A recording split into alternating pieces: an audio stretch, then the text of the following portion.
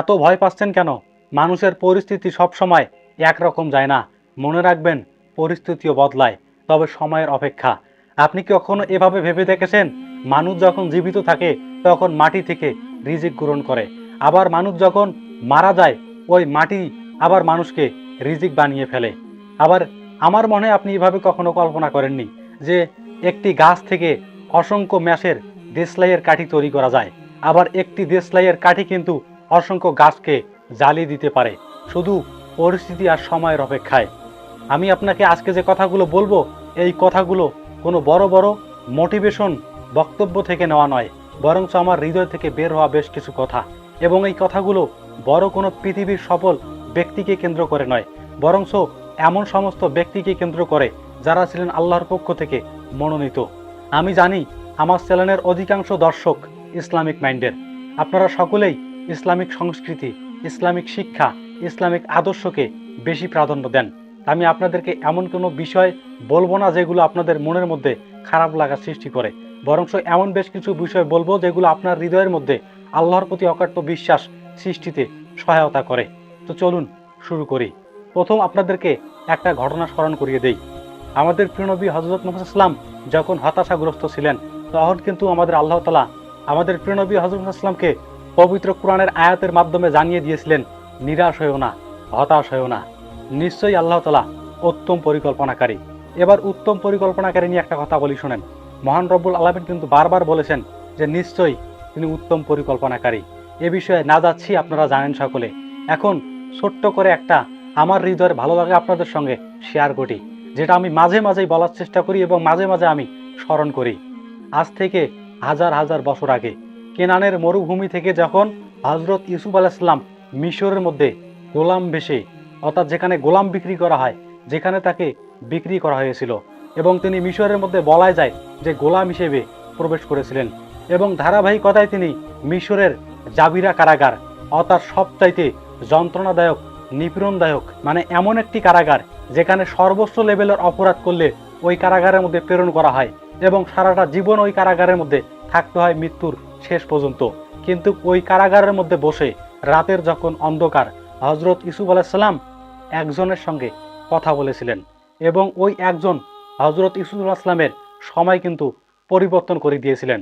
শুধু পরিবর্তন করে দেনই এমনটা নয়, বরঞ্চ মিশরের কারাগার থেকে বের করে মিশরের মানুষদের কাছে তাকে সম্মানিত হিসেবে সৃষ্টি করেছিলেন।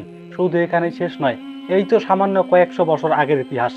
কালো একজন ব্যক্তি ছিলেন যাকে মানুষ উপহাস করতেন, ঠাট্টা করতেন। আমি বলছি কার কথা আপনি হয়তো আন্দাজ করতে পারছেন। আমি বলছি হযরত বেলাল রাদিয়াল্লাহু তাআলার কথা। মহান আল্লাহ তাআলা ওই গোলাম বেলাল রাদিয়াল্লাহু তাআলাকে এমন একজন মানুষ, এমন একজন অনন্য দৃষ্টান্ত হিসেবে পৃথিবীর মানুষের কাছে সৃষ্টি করলেন। আপনি কি এগুলো কখনো ভেবে দেখেন না? আমাদেরকে কেন হতাশা কাজ করবে?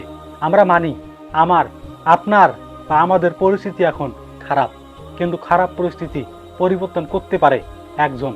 আমরা ওই রবকে বিশ্বাস করি। আসলে ধৈর্য আর সবর কি জানেন? ধৈর্য আর সবর হচ্ছে এমন একটা জিনিস, আপনি যখন খারাপ অবস্থানে আছেন, আপনার ফিউচার অন্ধকার, আপনি ভাবতেছেন আপনার লাইফে কিচ্ছু হবে না, আপনার গার্লফ্রেন্ড চলে গিয়েছে। আমি যেহেতু ভাই আপনার সমবয়সী হতে পারি, 22 কি 21 বছর বয়স, আমি খোলামেলা কথা বলি। আপনার গার্লফ্রেন্ড চলে গিয়েছে, যাক না, সমস্যা কি? আপনার চাকরি নাই, আপনার কর্ম নাই, আপনি হতাশাগ্রস্ত বা অন্য কোনো আদার সমস্যায় আপনি পড়ে গেছেন, আপনার কোনো পথ নেই। এরপরও আপনি মনে মনে ভাবতেছেন যা গেছে গেছে, যা আসবে আল্লাহ তাআলা নিশ্চয়ই উত্তম পরিকল্পনাকারী। আগামীতে আল্লাহ তাআলা আমার লাইফটাকে সাজিয়ে দেবে। যদি আপনি এমনটা ভাবতে পারেন, তাহলে আপনি নিশ্চিতভাবে জেনে রাখতে পারেন যে আপনি ধৈর্যশীল এবং আপনি ভরসাকারী, আপনি বিশ্বাসী। এবং এই বিশ্বাসীদের জন্য আল্লাহ তাআলা বারবার বলেছেন পবিত্র কোরআনের মধ্যে, নিশ্চয়ই আমি উত্তম পরিকল্পনাকারী। কেন আপনি শোনেননি? আল্লাহ তাআলা বারবার বলেছে তোমরা হতাশাগ্রস্ত হইও না। কেন আপনি পড়েননি? সূরা বাকারার মধ্যে 253 নং আয়াতের মধ্যে আল্লাহ তাআলা বলেছে নিশ্চয়ই আল্লাহ তাআলা ধৈর্যশীলদের সঙ্গে আছে। আমি বলতেছি কথাগুলো আমার হৃদয় থেকে, আমি জানি এই কথা আপনার হৃদয়ে টাচ করবে। আমি এমন একজন কন্টেন্ট ক্রিয়েটর, আমি অহংকার করে বলতেছি না।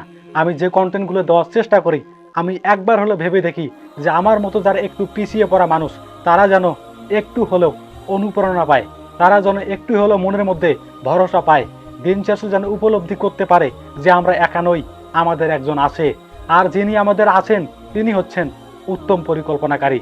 সুপ্রিয় দর্শক, যদি কথা বলতে চাই, কথার পৃষ্ঠাতে অনেক কথা চলে আসবে, তবে আপনাদেরও কাজ আছে আমি জানি, তাই ভিডিও আর লং করব না, জাস্ট এতটুকুই বলবো। যদি ছোট ভাইয়ের কন্টেন্ট ভালো লাগে, লাইক করার দরকার নাই, সাবস্ক্রাইব করার দরকার নাই, জাস্ট হৃদয় ভাঙার লোকগুলোর কাছে একটু কন্টেন্টটাকে শেয়ার করবেন। যারা মনে মনে ভেবে নিয়েছে যে লাইফে কিছুই করতে পারবে না, তাদের কাছে একটু শেয়ার করবেন। লাইফ বলতে কি, লাইফ বলতে কি, এই লাইফ সর্বোচ্চ 60 বছরের। আচ্ছা মানলাম আপনারটা 80 বছরের, আচ্ছা এটাও মেনে নিলাম আপনারটা 100 বছরের, যাই হোক আমি এবার মেনে নিলাম আপনারটা 150 বছরের। ভাবলাম আপনি বা আমি 150 বছর বাঁচবো, যদিও এটা সম্ভব না, নিশ্চিতভাবে বলা যায় না, কিন্তু 150 বছর পর কি হবে, ওই চিরস্থায়ী জায়গায় চলে যেতে হবে। আমার ভাবনা এরকম। আমি আর কথা বলতেছি না। যদি আমার কন্টেন্টগুলো যদি আপনার ভালো লাগে, জাস্ট আমি আপনাকে লাইক করতে বলবো না বা শেয়ার করতে বলবো না, জাস্ট এতটুকুই বলবো যে হৃদয় ভাঙা মানুষদের কাছে, যারা একটু পিছিয়ে গিয়েছে, মন থেকে ভেবে নিয়েছে যে তাদের দ্বারা কিছু সম্ভব নয়, জাস্ট তাদের কাছে একটু শেয়ার করবেন। ছোট ভাই হিসাবে আপনার কাছে জাস্ট এতটুকুই আমার একটা চাওয়া থাকবে। আর আমি মন থেকে চাই আল্লাহ তাআলা যেন আপনাকে, আপনার ফ্যামিলিকে এবং আপনার ওই পিতামাতাকে যেন উচ্চ মাকাম দান করে। ভিডিও শেষে জাস্ট এতটুকুই বলি, নিশ্চয়ই তিনি উত্তম পরিকল্পনাকারী, আর আমাদের একজন রব আছে। ইনশাআল্লাহ আমরা হতাশাগ্রস্ত হব না।